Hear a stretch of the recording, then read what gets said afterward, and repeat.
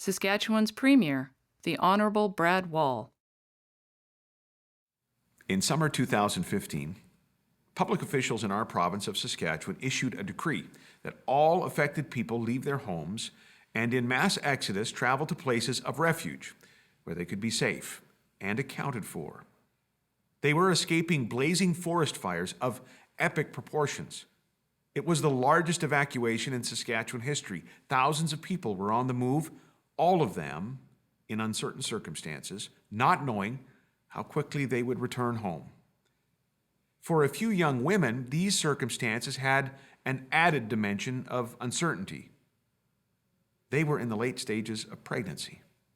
These young women were living as displaced persons far from home without the supplies they had gathered for their new baby. Thankfully, for all concerned, healthy babies were delivered in hospitals close by with medical staff to give assistance. We are privileged to live in a province where people come together. That can be difficult when stress levels are high.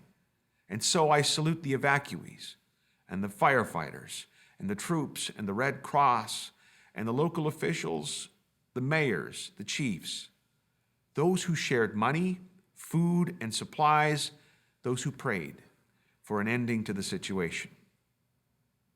All rose to the occasion. 2,000 years ago, a public official named Caesar Augustus issued a decree that all people needed to be accounted for. It affected the entire Roman world. Everyone needed to be registered. Many people were on the move with primitive travel arrangements, not knowing how long this would take. I'm sure for some young women, this circumstance had an added dimension of uncertainty, like being in the late stages of pregnancy.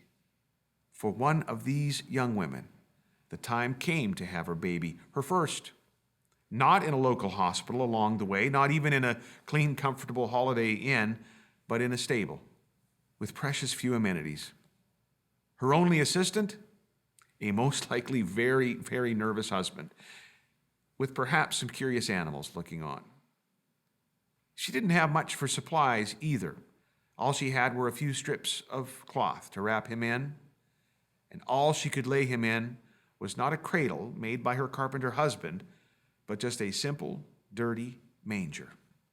Crude surroundings for a king.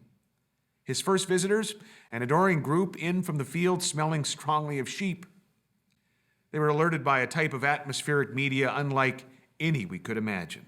All rose to the occasion. This Christmas, we celebrate the arrival of that very special baby boy.